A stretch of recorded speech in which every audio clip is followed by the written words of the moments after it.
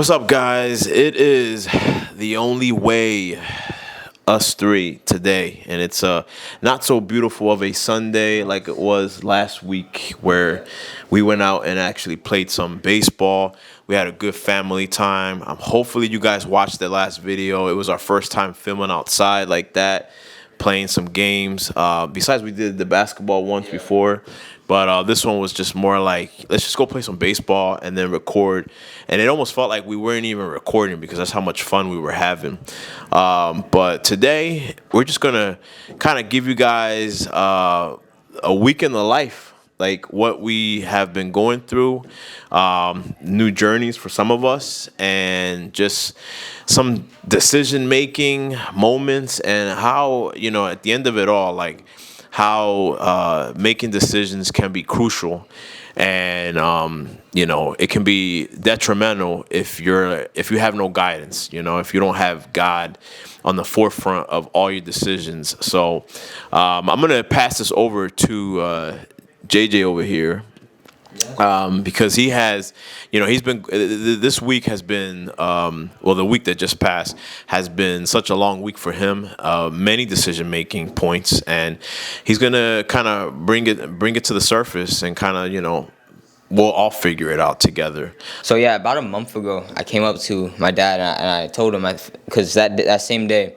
I remember my mom, she made a remark saying, I made a remark, I think, one of us made a remark, and it's kind of stemmed me to think about the fact that I am old enough to get a job and to start applying for jobs and to start kind of living a more independent lifestyle, I guess you could say.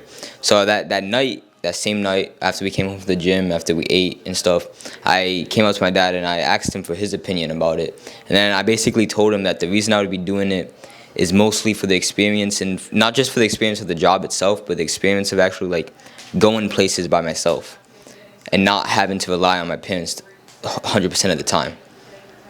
That is the number one reason why. And then a week later, a conversation stemmed up, and I also mentioned how to say that I'm not doing it for money would be a lie, and I'm not gonna lie. So applying for a job or going through the stress of trying to find one is I like to tell myself it's more so for the experience than money, but to say that it's not for money at all would be a lie. So I'm definitely doing it partially to have the ability to buy things that I want, not need. Because what I need, my mom and my dad can provide me with it. And that's why if it was just about the money, I wouldn't need it, Yeah. If I just wanted money, I have a mom and a dad who are financially stable to get it, to buy me what I want.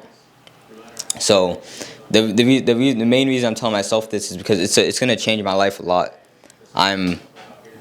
Instead of just staying home all day, basically editing, meditating, reading, all that type of stuff, I'm going to be able to... School, but no one really cares about school. Hey. But school is cool. For some. But what was that on? But instead of doing all that stuff, I'm going to be able to experience a life that I do not want to live forever.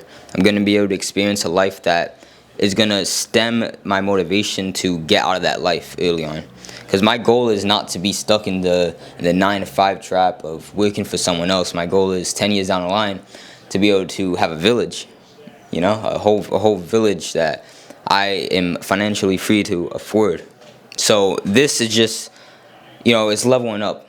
It'd be stupid of me and ignorant of me to think that I could get farther than my dad or without experience than what he experienced. And that just came to me. It'd be ignorant of me to think that I would be able to become more successful without going through what he did. That's ignorant of me. And, after realizing that, you gotta level up.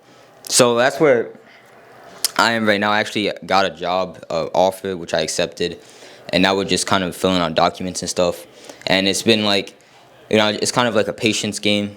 It's a lot of decisions making, patience game, waiting on them to respond, them waiting on me to respond. And then, this week, just recently, it's just been like everything coming together because my brother's birthday and stuff. So I wasn't able to do a lot of schoolwork. So I had to catch up on that later in the week, which made me realize how much I've been slacking on like the shorts and stuff. And I haven't even been able to like think of ideas for this podcast. So this is us trying to like make do with what we got, trying to have a organic conversation here. So and this whole week has now motivated me, which is something I haven't told you guys about, has motivated me to start getting on what's called a dopamine detox. I don't know if you guys ever heard about that. Have you? So it's basically where you try to go into this new stage of like for 30 days, 15 days, whatever, where because basically dopamine is when you indulge too much in it, then, so how do I explain this better? So let's say I was watching YouTube forever, for like 3 hours straight. It would be harder for me to then do schoolwork afterwards. That's because my dopamine levels were too high already because I was enjoying YouTube. So to do schoolwork after that, which is a much more boring task to do, it would be harder to do. So a dopamine detox basically is it's like a detox. It's basically lowering the levels of dopamine in your body so that you can enjoy the stuff like just doing schoolwork, doing the boring stuff like reading and editing, doing the stuff that you don't want to do. So basically what that means is I'm going to try my best not to scroll, all that stuff that basically just makes it kind of brain dead. So, and that stems from me just for the, because one thing I've been tracking for the past month was my screen time. And I was doing pretty good on it for like 2 months of being below 2 hours a day. But for the past 2 weeks, I'm like past 5 hours. And that's a lot. And I'm not the type of person to and I have that number on my phone as soon as I pull it up. I'm not the type of person to like seeing that. And the reason that is because I'm just finding ways to cope. I don't know how to explain it. When I feel like my day's ruined already, this is everybody, this is human nature. When you feel like your day is ruined already, you think it's better to just go and ruin it some more and then just start over the next day. It's like so I hear that a lot of people, let's say they wanted to start doing something at a certain time. Let's say they wanted to go to bed at like 9 p.m. And then they actually end up getting ready for bed around like 9:15, and they're like, instead of going to bed now, I'm just gonna wait till 9:30 because it's an even number. It's true. It's facts. You find it easier to just ruin the rest of your day and start over tomorrow. Because it's easier to think about things than to actually do them. So that's basically where I am right now in this week. I did say that this week was also my brother's birthday, so he just turned 15.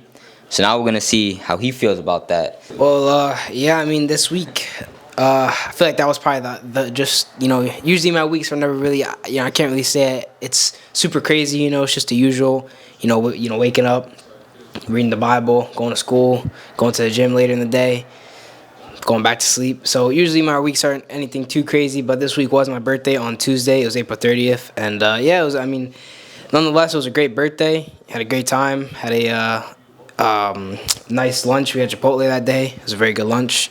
And yeah, we just overall what else did we do that day? It was just Chipotle. Ice cream. Did we do ice cream? Ice cream, no. Well, I think we just had Chipotle and then went to the gym. Oh, we came home and then my sister got us pizza for dinner. And then we opened up gifts. It was just a good day. Very chill day. Nothing. We didn't. Some people on their birthdays would go do crazy stuff. We just like to have it chill, and that's kind of how we like it. Yeah, I turned 15, so definitely doesn't really feel too different. It's just an age. It's just a number to me. But I guess it's cool. I'm 15. Yeah, that's basically the highlight of my week. That's basically, if I had to sum up my week, was just my birthday was a couple days ago. And yeah, now we're just on to next year, 16, and see how it goes. See how another year goes until I get that age. But yeah, that's really, for me, my weeks aren't really anything too crazy. Unless, yeah, and now we're doing this. Now we're here. I guess now it's Sunday. Start a new week tomorrow. So Started from the bottom. I guess, yeah. That's From last Sunday, now we start of a new week. Yeah, I guess that's. Gotta make this week better than last week. I was just paying attention to what you just said, how age is nothing but a number. I used to say that a lot, but then it just from getting that connection with God and growing that bond, I realized how age is not just a number; it's wisdom.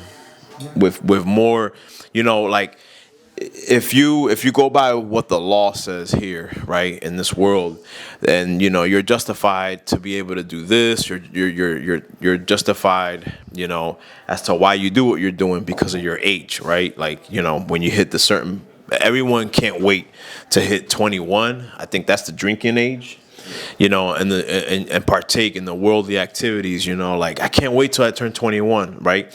And it's like, yeah, like it's a blur in between. I don't care about what I do. 16, 17, 18, I just can't wait to be able to be independent, be able to be 18 so that I can move out, or be able to be 21 so that I can drink, just be at a legal age, because before those years is boring, right? It's boring because you're not able to do things. There's so many restrictions. Or you can be a rebel and just do things, be out on the street doing things that, you shouldn't be doing, and not following the curfew, which on some places curfews do exist, and on some places they're not really strict like that, So like age is really big. Like when you look at it, age from this perspective, age allows for you to do certain things, and it also makes you not be able to do certain things.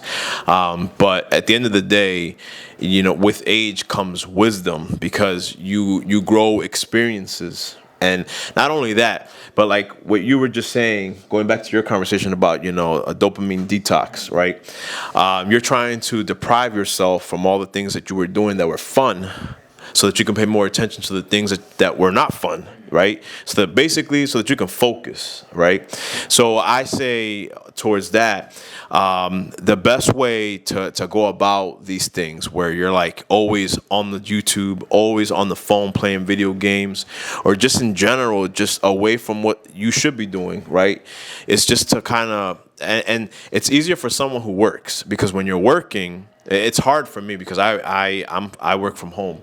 So, I'm in my safe spot. So while I'm working, I'm also at home, and I could easily pick up a portable gaming device and play games, or I could easily grab my phone and watch YouTube. I have been guilty of doing that while I'm working, and it's different when you're at work. When you're at work, you can't do that. When you're at work, it says it in the Bible that, you must respect those who are in charge of you as if I were there, as if you were for me, so it's important for you to respect your boss. It's important. I feel like some of that has gone out the window these days. This generation, it's hard to say that we do that, because some of us like to just do our own thing.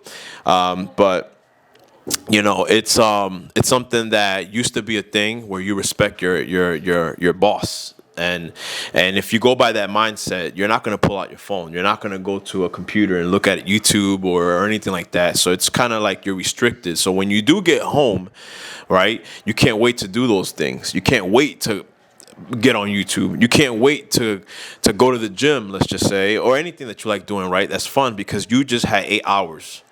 8 hours of your life that you had to kind of turn into a robot and just zone out, right?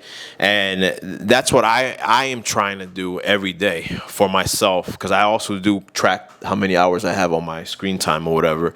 And sometimes they're not good. Sometimes it's not good. Sometimes I find myself scrolling on YouTube, researching about what to buy next. Always just staying up to date with technology and losing myself in the process. But in between of all those things, I like to kind of ask God for a discernment, the Holy Spirit, to help me discern what I should be doing, to be able to help me make some good, profitable decisions. And I don't mean profitable in the sense of getting money from it, but profitable in the sense that I am now getting my time back, because it's mindless when you start doing those things.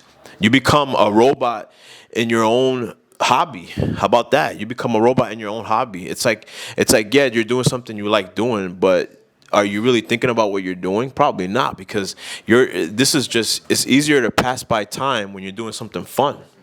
And it's mindless, You have to think about what you're losing in between when you're having too much fun. Too much fun, like anything in moderation is better. But when you're having too much of it, it no longer becomes a reward. It becomes more of a, this is what I do. And then you look at life and from you look at life from that eye, from those eyes, like this is just life. This is just how it is. And it's not just how it is, you know. Everything had a beginning. You know, from the time that tree started growing, it had a beginning. It wasn't there before. And then it just so happened to be there now. Everything starts somewhere, you know, and how we get to the end, there's always experiences in between. So wisdom comes with age, and you know, the dopamine detox comes with restriction. So these are things that actually the Bible gears us with, is wisdom. You know, there is a scripture that I say this all the time. It says over here, it's in Proverbs 16:2. Proverbs 16:2. Yeah, Proverbs 16:2.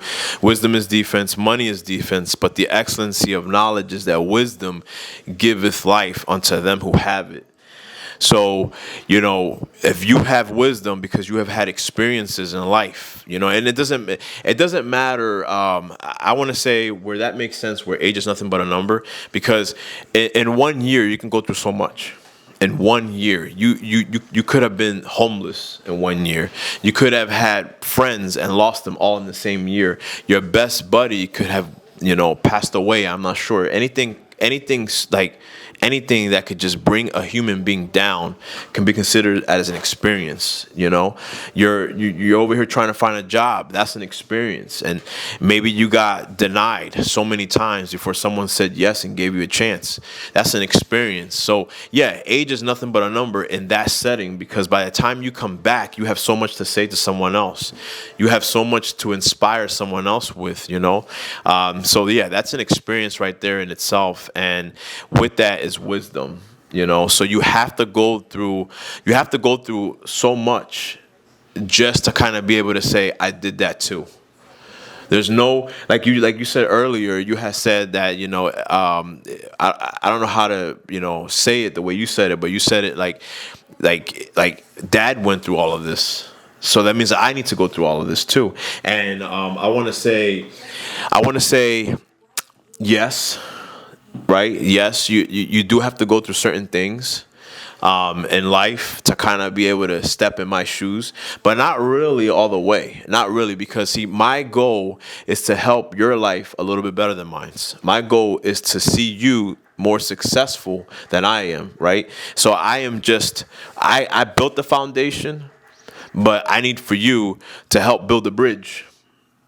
I need for you to help build the bridge to attach to another foundation. And then I need you to do the same thing, you know? So I need you to be better than me, meaning you might not need to take this route like I did. You might be able to take this shortcut, you know? So not every shortcut is bad. You know, if you're taking too many shortcuts in life, that can be considered bad. But if you're taking this, like, you could easily go from here to here, you know, and I can't say anything. I can't be mad at that. You know, like you might go from overnight broke to overnight billions. Who am I to judge? You know what I mean? Who am I to judge? You know, your sister made a perfect example one time when we were doing our our Sunday Bible teaching, when she had mentioned how it was kind of a struggle for her to find a job. It was a struggle for her to kind of see her own brother getting interviews after interviews, because this man over here, and I'm gonna call him a man because he's a young man. You know, when I was 16, I was considered a man myself. That's what I thought I was, but you know, I had to humble myself. But you know, this man over here had confidence, and he was able to, like, you know, get interview after interview. And she had mentioned how it was kind of tough for her to kind of see this, because for her it wasn't that easy.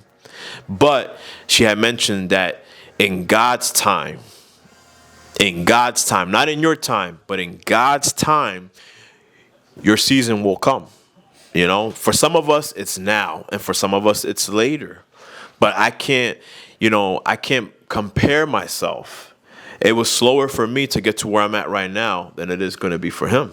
It might be faster. He might be able to get to where I'm at right now in 3 years. you know, and I can't be mad at that. I can't go to God and be like, why was it so easy for my son to do all of this, but it was so hard for me to do it? Well, because we all have seasons, and some of our seasons come quicker than others. Maybe he sowed a seed that was like really well sowed and described. When you ask God for something, you have to be genuine, and I feel like God will answer your prayer, but you also have to be descriptive. What is it that you want? What is it that you want from life? And you have to be able to talk to him, connect with him, and maybe, and just maybe, you are not doing that. Because some of us want, and we all want, but what are we willing to do for it? What are we willing to do for it? What are you willing to bat for it? Jesus went on the cross for you and me, right? He went on the cross for you and me. He was able. That was his doing. That was him. That was his way to break chains, to break the chains that was holding us down. That was his way of doing it. But what are you gonna do to break your chain? Because the moment we're born, we're chained up. From the moment we are born, we are chained up. And then with years comes wisdom, and then we figure it out, and we're like, okay, now we gotta hold ourselves accountable. How are we gonna break the chains? How are we going to break the chains that keep us struggling? So, yeah, I just wanted to notate that, and I'm sorry that I went on a rant, but the conversation is deep. That is honestly a really good question to ask yourself is, what are you willing to sacrifice for the life that you want? What chains are you willing to severe or break to get what you want? It's a question that I am probably going to end up journaling about. Like, what am I really willing to sacrifice? Am I willing to sacrifice sleep? Am I willing to sacrifice relationships with people around me? Like, what am I genuinely willing to sacrifice? And then another thing, too, is that when you mentioned how we got to be descriptive when we pray to God, I do agree with that, like, 100%. Like, when I've been praying, like, just randomly, I start being a lot more descriptive, and it's not because God needs those details, because He knows us. He knows us better than any friend, any person in this world can.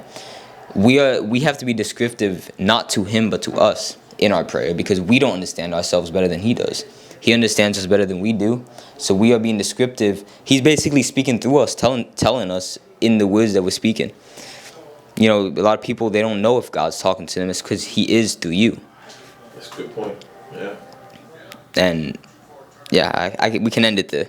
We can end it there on a cliffhanger, because we gotta go pick up our sister. But yeah, this is episode 21, not the longest episode, but that's how our last week has been. Our lives are gonna be changing a little bit. This podcast is still gonna be happening, but our lives are gonna be changing for the better. We're going to be going through experiences that are needed, because we can't just be staying in the house all day. We can't just be doing the same thing over and over again and expect to grow. We got to step in uncomfortable zones. So, Exactly. See you guys next time. Yeah. See you guys next time.